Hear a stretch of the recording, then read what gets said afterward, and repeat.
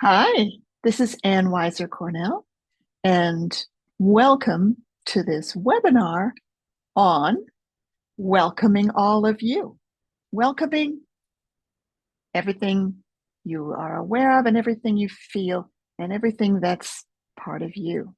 And this particular webinar is part of a series. This one's on turning toward anger, turning toward feelings of anger in yourself. So, welcome to you. And I'm going to talk first about why, in general, is welcoming all of you so important? Why am I bothering to talk about welcoming all of you? Well, it's a big passion of mine because what I've noticed in the years that I've been working with inner work and helping other people do that too is that we very often fight our own emotional states. I've often met people who feel they need to decide whether their feelings are justified or whether they're good or whether they like their feelings. And it seems to me that that kind of evaluating and choosing toward our own feeling states kind of goes in the other direction of what feelings are for. See, feelings and emotional states are something that arises. Feelings connect us with our lives, with the meaning of our lives, and with other people, and with what matters to us. Feelings can also connect us with our intentions and also with our history, with our past. So feelings come like a message, and you don't want to turn away your messages. The question, though, is how to have our feelings without being taken over by them. And that's really one of the fundamental messages that I have for people in my work is that you get to have your feelings. And when you do, the feelings themselves are in a process of transformation. You know, the very word emotion has the word motion in it because everything you feel is actually on its way to being something else, unless you fight it, deny it, suppress it, and so on. So we let our feelings be here, and yet we don't want them to take us over. So we're nothing but our feelings. And that's going to be especially important when it comes to the emotion of anger. Yeah? We are talking about welcoming all of you. And today, how turning toward anger can help. So we're talking about why welcoming all of you is so important. What's key about that? It's because our life energy moving forward in our bodies is how we go to the next steps of our life. And when we turn toward what we feel and have a relationship with feelings, they can tell us the information they have for us. They can move toward what they are going to become next. And that process of transformation is natural and it's part of what life is like. That's what I'd say is really important about welcoming all of you. Well, today we're talking about anger. And we're going to say that, yeah, anger, welcoming anger, turning toward anger, has a special quality of challenge. It can be especially problematic, do you know? And I look forward to hearing from you if you want to tell me in the chat. Does feeling anger feel especially challenging for you? We also are going to talk about the gift in anger. There are special gifts in anger, and let's start thinking about what they are. I'm going to show you a step-by-step process that helps with turning toward anger. And then we'll talk about how to go further and give yourself even more support. So welcoming all of you. Yes, it's about turning toward your own feelings and not calling your own feelings bad or wrong. Well, when you grew up, were you told you shouldn't be angry? Maybe in your family, in your school, and maybe by the culture itself. Don't be angry. I know I was. And I actually never even saw my parents angry. Not that I remember anyway. They seemed to find ways of expressing what they needed to express without showing anger. I would have been so happy if there had been some anger from my parents. They would have felt more human to me. They would have felt more like if there was a welcome for my own anger. Instead, growing up, I got the message that anger's bad, and above all else, you should avoid feeling and showing anger. And it's an interesting point, isn't it? That somehow feeling a feeling and showing a feeling can be very close to each other, almost like don't feel it or you will show it and other people will see it. I didn't learn anything as I was growing up about having a feeling and not showing it. You shouldn't feel it because if you felt it, you would show it. And then who knows what would happen? Bad things would happen. If I felt I would be disapproved, shamed, disliked, I'd be in trouble. So I never really found out what were the bad things that would happen. But the bad things that did happen because I didn't allow myself to feel anger had to do with getting out of touch with myself, not really acknowledging when things were hard in my family. And yes, they were hard sometimes. I mean, seems like my dad, instead of getting angry, got depressed and drank alcohol.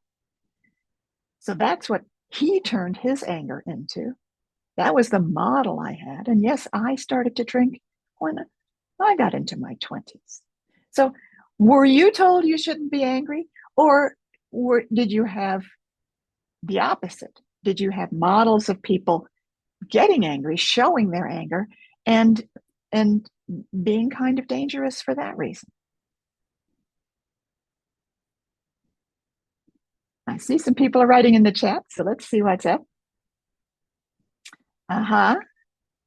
So anger felt and still feels unsafe because it was coupled with physical abuse in childhood. Yes. And learned at a young age not to be like biological father in his alcoholic rage. Yeah, see, some people when they drink rage, mine just got depressed. Still not very nice to be around an alcoholic person. I felt my Christian upbringing taught me to turn the other cheek, and in turn opened me up for abuse from others as I didn't pay attention to my own anger. Very important point, because one of the gifts of anger can be an alert from inside us that our boundaries and our safety are being violated. And if we're not supposed to feel angry, maybe we don't get to feel those signals from inside that say, stop, no, you can't touch me there, or whatever. Very important point. Yes, more in the chat. Anger was a dangerous sign that verbal or emotional abuse was on the way. Okay, so other people's anger. And anger can be an emotional release, someone wrote, and frankly, it can feel good. Yes, absolutely. But that's when you allow the release to happen, and it can happen in a way that is safe for you and others. But this same person says, but I feel guilty for feeling that anger is an emotional release. Okay, well, we'll say hello to the guilty feeling. And let's see what else. Received a lot of anger from father in his outbursts of rage. So sorry that happened. And my mom suppressed her anger, but took it out through criticizing me. Uh-huh. So criticism can be one of the ways that anger shows itself in a disguised or hidden way. We'll talk more about the hidden ways anger shows itself. It felt dangerous to be angry. Anger was never allowed. I learned to suppress it as dangerous.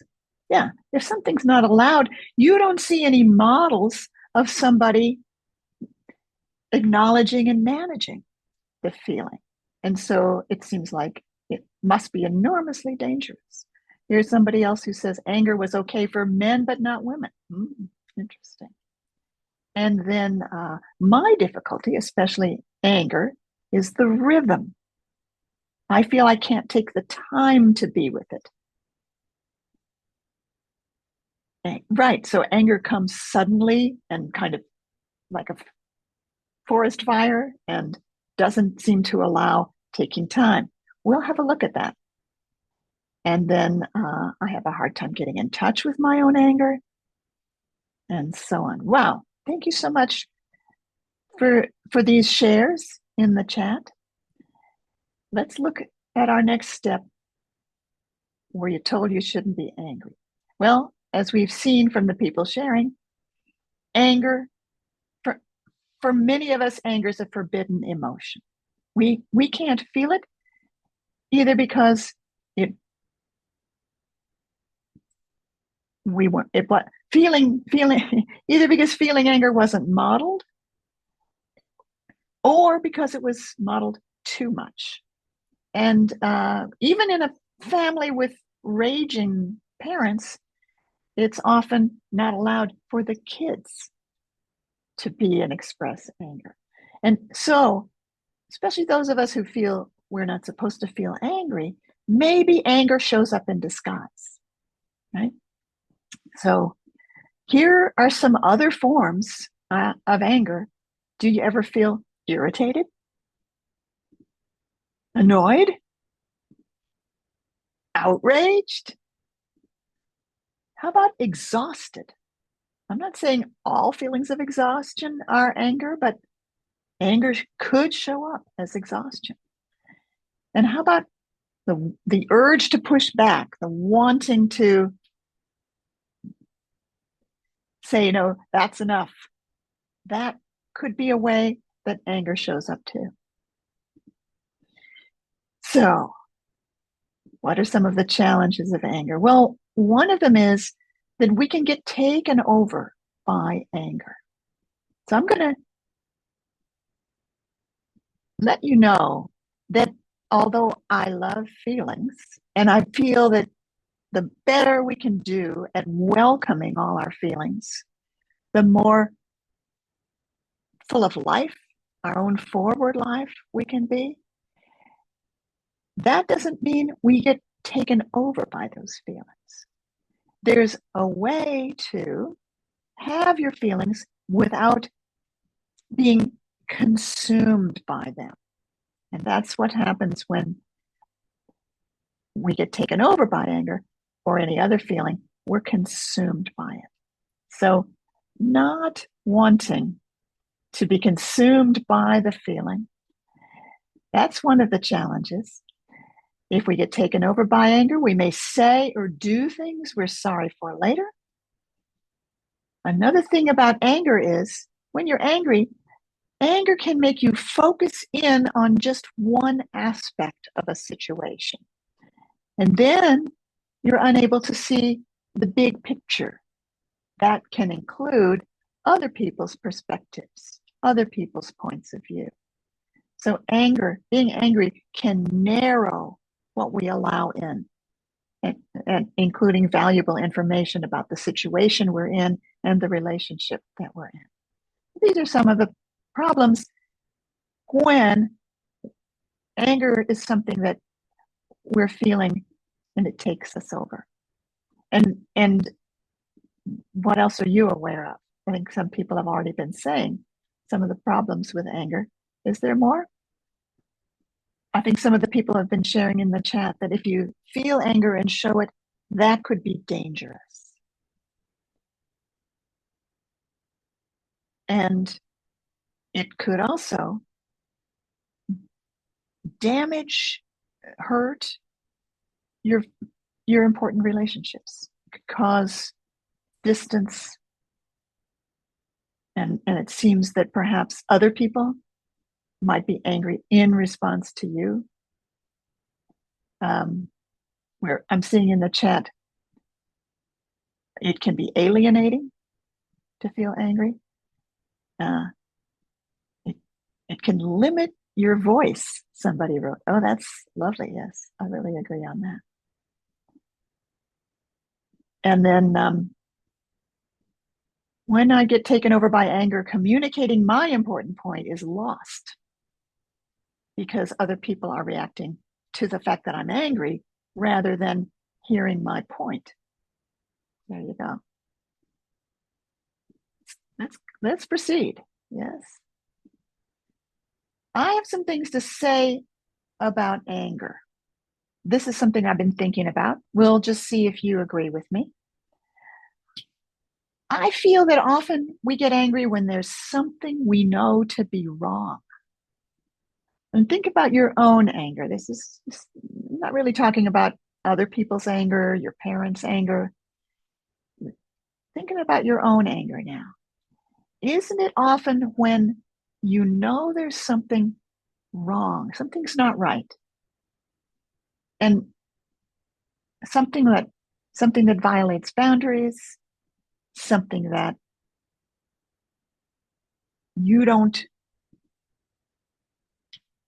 you feel doesn't fit, isn't right, isn't appropriate, doesn't carry forward the situation. It might be a way we're being treated that we feel angry about. It might be a way that other people are being treated that we can feel outrage about when we hear it or see it happening. Okay, so something is happening or is about to happen that we know to be wrong. Like we give a body organismic reaction that says, that's wrong. It's wrong to chain up your dog 24 hours a day. I'm talking about some pictures I saw on the internet. It's wrong to chain up a dog 24 hours a day, never let it loose. And until the chains makes, you see something that you know is wrong. And you're powerless. So anger could be seen, at least many instances of anger, as the combination of an inner sense of wrongness, that's wrong, plus powerlessness. I am powerless. If I weren't powerless, maybe I wouldn't have to be angry. Although we can also see how the feeling of wrongness arising in us as a sense of outrage can turn into effective action to change the situation into one that's more right. But I think what I've observed is that often there's a sense of powerlessness when we feel angry. And just having you notice whether that feels right to you, whether that feels true. So this understanding, anger can come from a sense of wrongness, an organismic sense of wrongness. We know in our bodies that this somehow is wrong. Something's being violated. Something's against the way it should be. And plus, I feel powerless. I am powerless. It seems I am powerless. So I'm just saying that understanding that kind of perspective could give us a way to turn toward anger compassionately. So, and what got you angry lately? I feel angry a lot of the time when I watch the news these days. when things happen, I have pretty much no power over. And so that bears out my hypothesis. And also, when that happens, do you allow yourself to feel angry? And we've seen why some of the reasons are that we might not be allowing ourselves to feel angry when we do. Watch some of the things I see going on in the news. I've I've had feelings of anger and also terrible sadness. And it all connects to a feeling of wrongness and a feeling of powerlessness to change it. And this is important to acknowledge. Or if I didn't allow those feelings, that might turn into something that I would take out on the people I live with, the people around me. Yes. So just taking a peek in the chat again. I really enjoy the conversation here. Suppressed anger can lead to depression. Yes, that might be what was going on with my father. I don't know how to healthily engage with and process my own anger, or how to navigate others' experience of anger. I'm going to give you a few tips on that. How do you allow yourself to feel the anger so you hear what it has to tell you and it passes through to the next thing? Perfect question. That's just what I want to show you. And freezing when we get angry, freezing when others get angry. Don't know if I can include in this discussion our response to other people's anger. That's a whole different thing, I think, for just one webinar. I get angry twice, once because of the wrongness and about my feeling powerlessness. Powerless. Yes. Yeah. Let's do a process together. I want to show you what I'm talking about being able to turn toward anger and be able to be in the kind of relationship with anger that allows movement, that allows it to evolve and become what it needs to be next. Shall we do that? So I'm going to take you through a little focusing process here. And to do that, if you like, you might want to make sure you're in a comfortable, supported position for a little while. And begin bringing awareness to your body.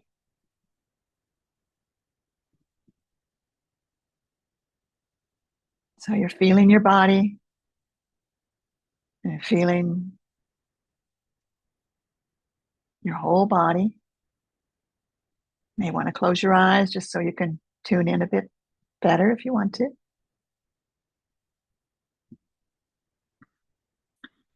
Being aware of how you're sitting, being aware of your body's contact on what you're sitting on.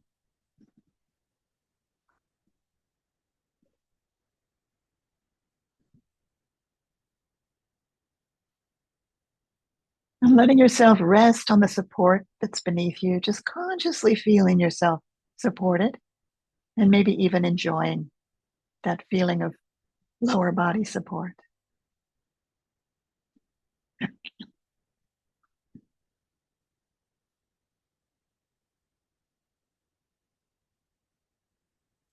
Feeling in the inner area of your body. So beginning to bring awareness inward, in the area that includes your throat, your chest, your stomach, your belly.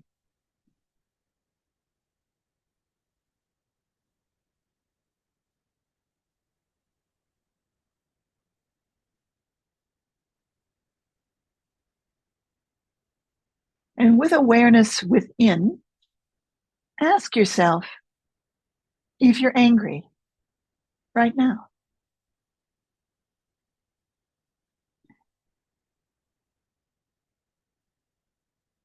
or annoyed or irritated or outraged or discouraged. Powerless to change something.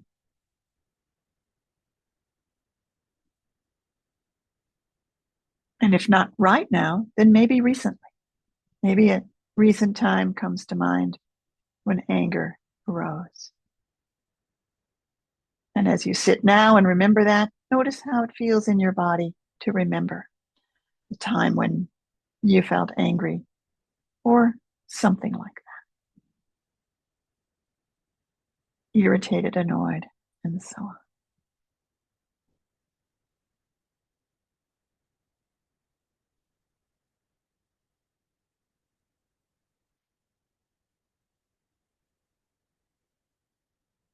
And notice how that feels in your body when you're consciously inviting an awareness of your anger.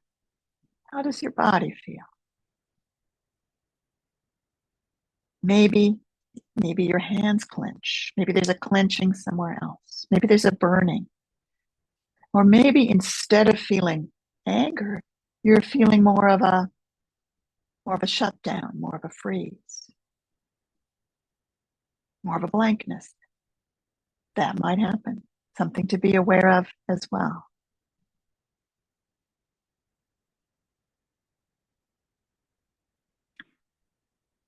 So I'm going to invite you to say some words to yourself. And the words are, I am sensing something in me feels angry. But change that last word to fit what's true for you. So I'm sensing something in me feels annoyed, upset, scared, tight, blank.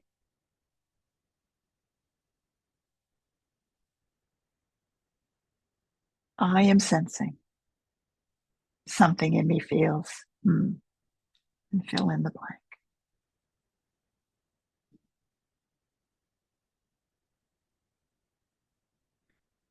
And I say hello to that, right? So add to your sentence, I say hello to that. I'm sensing something in me feeling angry, maybe, upset, irritated, annoyed, frozen. And I say hello to that.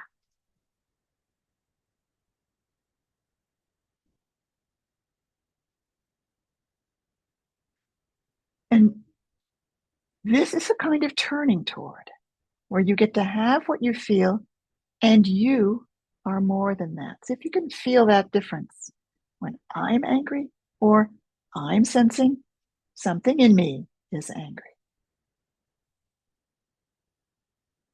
And now that we're in that new kind of relationship with something in me that's angry, you might ask yourself, is there a quality of being powerless?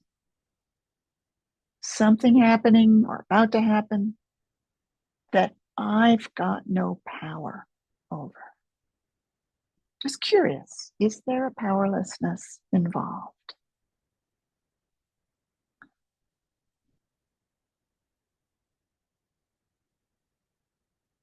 It's also possible that you're in touch with a younger time in your life when you were powerless. And you could say to the younger you inside, hello, I know you're there. I sense how you're feeling.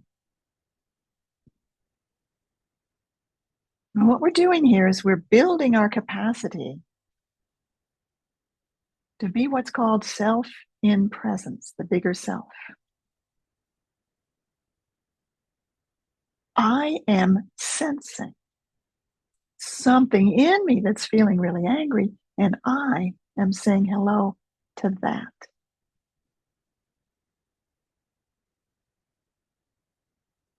Now, anger can come with a lot of positives.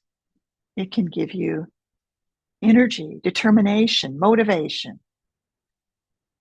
Notice that when we do this, when we say, I am sensing something in me that's angry, I still have access to the fuel that anger can give me. Notice if you can feel that right now. I haven't made it go away. This is not suppression. This is not self-shaming. I shouldn't be angry. This is, I am sensing something in me is angry. And I say hello to that. Can I still feel what anger gives me? Power, motivation, intention, the ability to set good boundaries and protect myself, just noticing. Beautiful.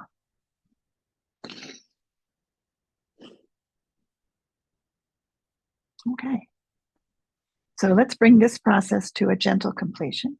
Whatever happened for you is great. It's what happened for you. We'll complete the process as we like to do by an inner thank you, thanking your body, thanking your body's process. And if your eyes have been closed, you might let them come open and be aware of the room around you. If you need a little extra grounding after an inner process that might have been intense, you might feel your feet and what they're touching. And yes, look around the room. Remind yourself that you're in the here and now. And again, I am sensing. So interesting. You know, what comes to me is a couple of days ago on my walk with my life partner of 26 years, we got into a misunderstanding about whose turn it was to speak. I felt I hadn't finished saying something. He thought I had and launched off on something else. And we ended up, I am sensing something in me that got really angry at the way he handled that situation. And understanding now, yes, there was a feeling of powerless, of like sort of, I give up. I don't know what to do. And what happened is, for a while, I walked 10 feet away from him instead of next to him. Then when I felt I'd cooled down enough, I walked up next to him and I started talking about other things. And later that night, we had a real talk about what happened and came to an understanding where we heard each other. That's what happened. Wonder what people are saying in the chat about how that process was for you.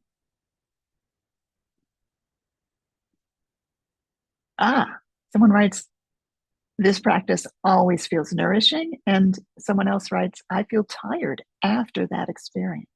Okay. We can acknowledge the feeling of tired.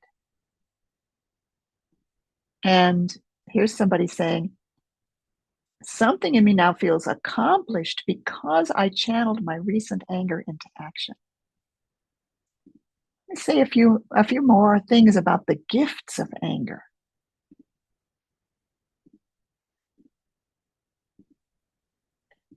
Anger can give us strength, determination, the power to stand up to injustice, energy, and passion for what's right. So, how do we channel anger? Well, let me review what I just showed you. See, we start by allowing the anger to be there. Like, I have learned that my first reaction to anger needs to not be, I shouldn't be angry. It needs to be, I notice I'm angry. So allow it to be there. And at that point, if there's something in you afraid of your anger, you would turn toward that too. I'm sensing something in me is afraid of getting angry. I say hello to that too. And when you do this, when you're able to have your anger without being taken over, you can draw on your anger for motivation. You know, that same life partner I was telling you about he's the author of 26 books. And he told me that one of his big motivations for writing a new book is often a sense of anger or outrage at injustice. He writes biographies and critical studies of film. And if he feels a film director has been profoundly misunderstood by everyone, that gives him the fuel to stay with the writing of a book for the years that it takes. It can give a fuel. The other thing that can happen is, in addition to drawing on your anger, you might feel your anger evolve into something else. And we do that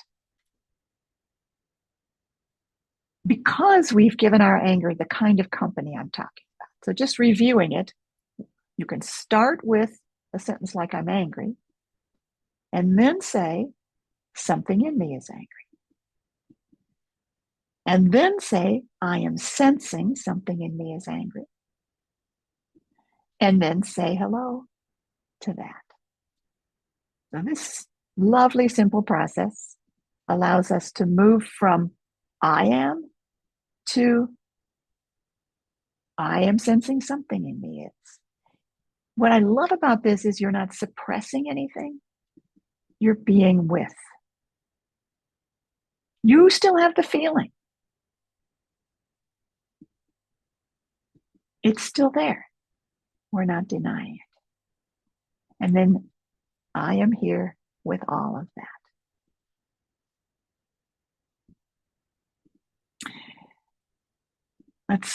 Let's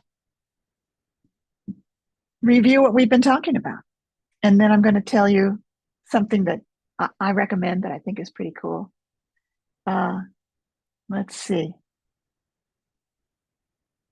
Feeling a little better and more grounded. I felt despair as soon as I was angry. And despair dominated almost the whole time until I got back to anger and determination. Yeah. So I'm sensing something in me feeling despair, and I say hello to that. We're talking about welcoming all of you. And absolutely, it's true. I believe it's true for most people that despair is a hard thing to feel. And you noticed it, and you were able to stay with it, and it evolved again. Well done. Mm-hmm. Very good. Someone writes, I'm realizing again how much of the something in me feeling angry and powerless was being suppressed. Mm-hmm. Yeah. Well, one of the things I've discovered, and I mentioned this a few times already, is that anger is very related to setting boundaries. And I used to get angry a lot when people asked me to do things. Somebody would ask me to do something and I'd feel like I had to say yes, but I'd steam about it for days, and then I'd get my revenge by procrastinating about the thing they asked me to do. And then, yeah, I'd often call it feeling resentful instead of calling it getting angry. But yeah, you know what? Same thing. And then I learned about good boundaries. I learned that it's possible I have the right to check inside when somebody asks me if I will do something. And I have the right to say no. And I think for me, that ability to know what I want and to feel I have the right to say yes or no when I'm asked for things has really transformed how powerless I feel. Grew up in a family where there was no such thing as saying no. Mostly kids can't say no. But I think especially in my family in the small town I grew up in, you were just supposed to do what anybody asked you to. I saw my mother doing what anyone asked her to do, volunteering, bringing food, all the things that were part of the social life in that small town. She did everything. And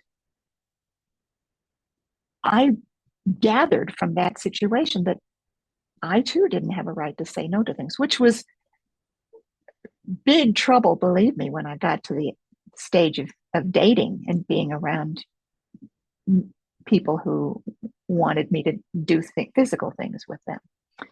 Do I have the right to say no? So, in doing a lot of inner work around setting boundaries, I did award myself the right to say no. What really helped me do that was the understanding that when I say no, I'm also saying yes to something else. I practiced a lot by asking people for things with an openness to them saying no to me. If I can ask for something and the other person can say no to me, then